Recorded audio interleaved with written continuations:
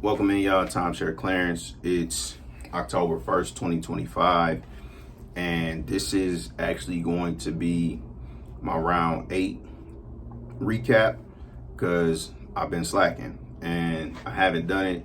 This is my first time getting back to recording in weeks, but I want to recap it. So round 8 would have been August, and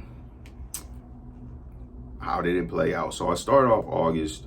I was excited about having an interim position at work. And my first week, I started off well. I think I wrote like $125,000 in volume. And then the second week, I got sick and I missed the whole week. So then I went back to work and I had a few days that weren't great. And then I had some cancellations. So on the work side, things weren't what I wanted it to be.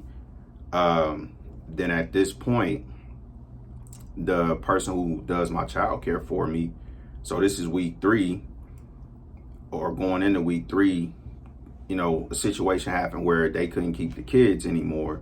So then I actually had to take the kids back to St. Louis a week earlier than I was planning on taking them. So I was supposed to take them back on the 24th. I ended up taking them back on the 17th. So, I missed a few days, took the kids back. And then when I got home, let me go back. So at the beginning of the month, another thing was I reached out to my Uncle Lonzo just to catch up.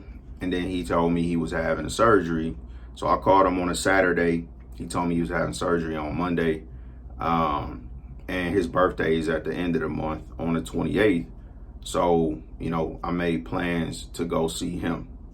So that was also something that was factored in. So now, as we're getting to the later parts of the month, and I think I was relatively consistent with my fasting while the kids were here.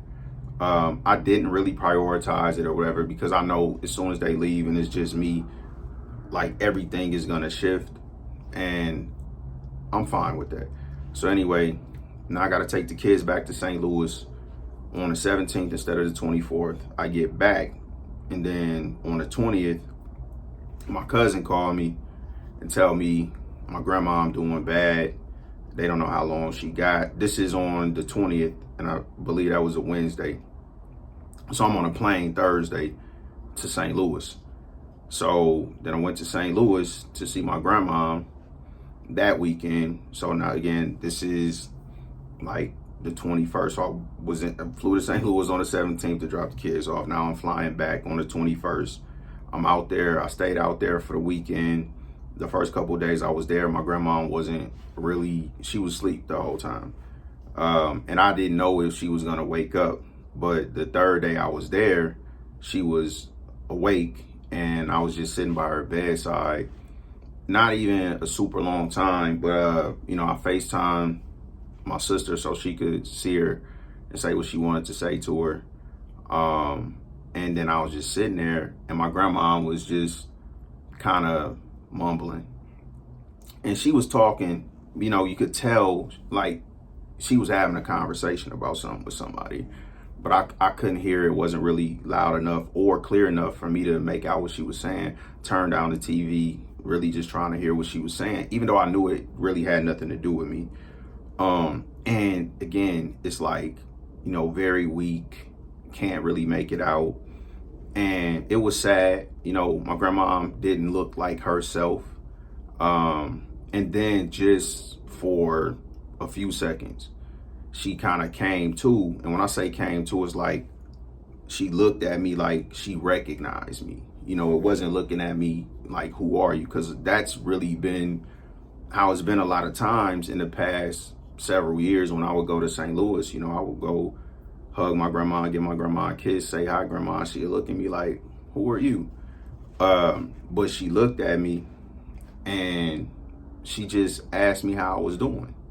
Like, just that simple. She just looked at me and she was like, how you doing? And then she smiled and then she went back.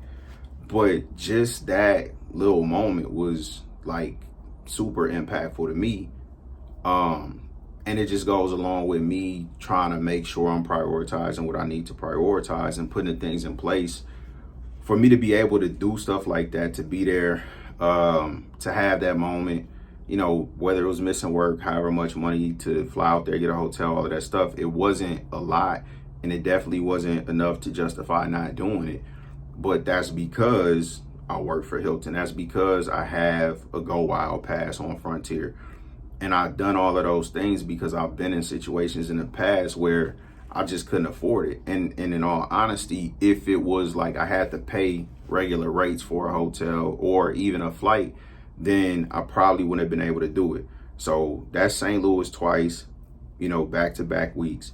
And then as soon as I come back from that, I worked a few days, and then my uncle's birthday was coming up. So I'm flying to Dallas to be there for my uncle's birthday, because that's part of my commitment to myself, to do my part, to at least go see my family, even if we don't all get together, because I'm not responsible for everybody else and their relationships. But if it's people I care about, even if they can't come see me, if I'm in a position to go see them and be there for their birthday or be there when they need me to be there, I'm gonna do that. So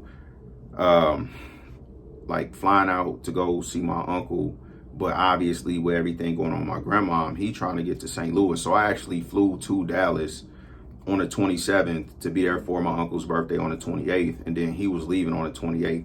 So we just had that night on the 27th to catch up. But I went over there and I talked with my uncle over 3 hours. We caught up and everything. So again, that was still cool. He left, and then I was in Dallas for a few days. Met some people that I connected with that will probably be personal and business relationships. So again, I was there for a different reason, but then something else came out of it unexpectedly. God's hands on everything. So then that's the end of the month. And so when I look at the month overall, it's like I didn't necessarily accomplish anything, but the experience of the month feels like a win. Because one, there was a lot of validation that, because it was sacrifices at time, because I did have to pick between buying a Go Wild pass versus paying for something else or doing something else, and prioritizing those things and making sure I put the things in place to be able to do that. It was the validation that that was the right thing to do, and that was something that is going to allow me to live the way I want to live, move the way I want to move, to be there and be with the people that I care about being there for and there with when they need me there or want me there. So overall, like, I don't feel like it was a loss. The work side was disappointing. You know, but just seeing that I'm closer to where I want to be, that was enough. But I didn't really accomplish anything. So as far as the round overall, I would say, again, it's a draw, essentially. Like, I don't feel strongly enough either way to say I won clearly or I clearly lost. It could be either way, but it's pretty even, so I'm gonna call that a draw. Now I want to make sure going forward, you know, that I close out the year right, you know. So that's my round 8 recap. It was a crazy month. It started off well, then I, you know, found out my uncle was having surgery, made plans to go see him at the end of the month.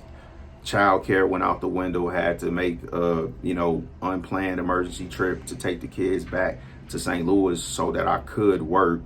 I was sick for a week.